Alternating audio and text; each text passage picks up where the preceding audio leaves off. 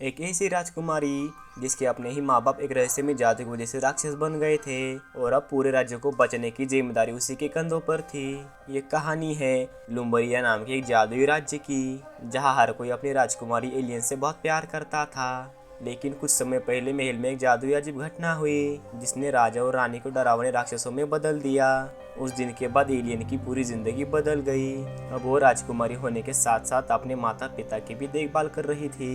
महल के बाहर किसी को इस राज का पता नहीं था, क्योंकि अगर लोगों को सच पता चल जाता तो पूरे राज्य में डर और अफरा तफरी मच जाती।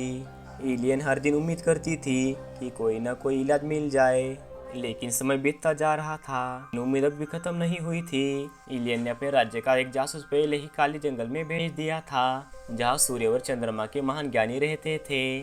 उसे उम्मीद थी कि शायद वही उसके माता पिता को ठीक करने का कोई तरीका बता सकते हैं। कुछ दिनों बाद वह जासूस अपने कबूतर के साथ महल लौट आता है। उसके हाथ में महाज्ञानियों के एक रहस्यमयी संदेश था, लेकिन जैसे ही एलियन ने उस संदेश को खोला, उस पर लिखा था इस पर पानी डालो। तभी उसका शरारती पेट प्रिंक वो कागज ही निगल गया। अगले ही पल वो जादुई संदेश हवा में चमकने लगा और एलियन के सामने सूर्य व चंद्रमा के दो ज्ञानी प्रकट हुए। उन्होंने एलियन से कहा कि हम तीसरे महीने के तीसरे चांद के तीसरे दिन तुम्हारे महल आएंगे और तुम्हारे माता पिता को देखकर उनका इलाज ढूंढने की कोशिश करेंगे। इतना कहकर वो दोनों फिर गायब हो जाते हैं। और उसी दिन राजकुमारी एलियन का बर्थडे था। उसने तुरंत ही खुशखबरी अपने दोनों सलाहकार बोरेनर और नजारा को बताई, लेकिन उन दोनों ने एलियन से कहा अगर महाज्ञानियों से भी कोई इलाज नहीं मिला तो उसे राज्य की नई रानी बनना पड़ेगा और राजा रानी को हमेशा के लिए सुरक्षित जगह भेज दिया जाएगा।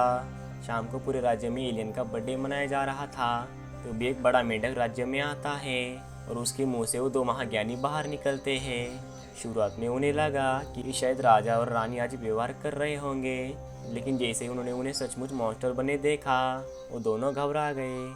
उन्होंने बताया कि शायद राजा और रानी कभी काले जंगल के अंधेरी नगरी में गए थे और वही की किसी रहस्यमय शक्ति की वजह से उनकी ये हालत हुई है। अगर जल्द ही इलाज नहीं मिला तो वो हमेशा के लिए ऐसे ही रह जाएंगे। एलियन रोते हैं उनसे अपने माता पिता को बचाने की विनती करती है। तभी दोनों महाज्ञानियों ने एक जादुई हीरे जैसा लॉकेट निकाला। वो एलियन के माता पिता का रहस्य बताने ही वाले थे, लेकिन अचानक एलियन की मास्टर बनी माँ ने दोनों को निगल लिया और कुछ देर बाद उन्हें बाहर तो निकाल दिया। लेकिन अब राजा और रानी दोनों उनके पीछे दौड़ने लगे। तभी डरे हुए महाज्ञानी तुरंत अपने विशाल मेंढक पर बैठकर वहां से भाग निकले। ये देखकर एलियन का दिल टूट गया। गुस्से में उसने नज़ारा से कहा कि अब उसकी रानी बनने की तैयारी शुरू कर दे, लेकिन रात होने पर उसका गुस्सा शांत हो गया। वो अपने माता पिता के पास गई, उनसे माफ़ी मांगी और उनके लिए उसके बर्थडे का केक छोड़ दिया और वही हॉल में सो गई। अचानक उसे याद आया कि उसने उसके माता पिता गेट खुले ही छोड़ दिए। वो भागकर वहां पहुंची, लेकिन तब तक बहुत देर हो चुकी थी। राजा और रानी महल से बाहर आ चुके थे और पूरे राज्य में अफरा तफरी मच गई थी। एलियन उन्हें रोकने के लिए उनके पीछे दौड़ी, लेकिन सेनापति ने उन्हें देख लिया और अपने सेना से कहकर उन दोनों को पकड़ लिया। लेकिन तब एलियन सबके सामने एक सच बताती है कि यह कोई मॉन्स्टर नहीं बल्कि उसके माता पिता है और यही इस राज्य के राजा रानी है। बोरेनर और नज़ारा भी सेनापति से सच बताते हैं, लेकिन सेनापति कहती है कि चाहे वो पहले राजा रानी रहे हो, पर अब वो पूरे राज्य के लिए खतरा बन चुके हैं। इसके बाद दोनों को लोहे के पिंजरे में बंद कर दिया जाता है। अब पूरे राज्य को सच्चाई पता चल चुकी थी और हर कोई डरा हुआ था। सलाहकार घोषणा करते हैं कि एलियन नई रानी बनेगी, लेकिन सेनापति इससे भी एक कदम आगे बढ़कर कहती है कि जैसे ही एलियन सिंहासन पर बैठेंगी, इन दोनों मॉन्स्टर को हमेशा के लिए दुनिया के दूसरे कोने में छोड़ दिया जाएगा।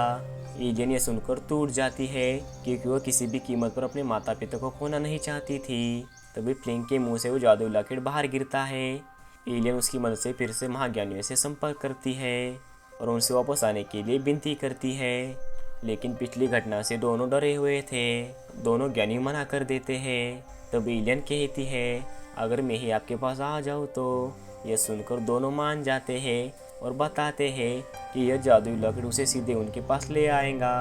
एलियन बिना समय गवाए अपने माता पिता को छुड़ा लेती है और उस लॉकेट की मदद से रथ बनाकर रथ में बैठकर महल से भाग निकलती है, लेकिन सेनापति और उनकी पूरी सेना उसका पीछा करने लगती है। एलियन अपनी पूरी कोशिश करती है, जबकि फ्लिंक जादुई लॉकेट की मदद से सैनिकों को रोकने की कोशिश करता है। महल का मेन दरवाजा बंद होने वाला था, लेकिन एलियन सही समय पर वहाँ से निकल जाती है। भागते भागते लॉकेट का जादू अचानक काम करने लगता है और एक मजेदार हादसा होता है। फ्लिंक और बोरेनर की बॉडी आपस में बदल जाती है।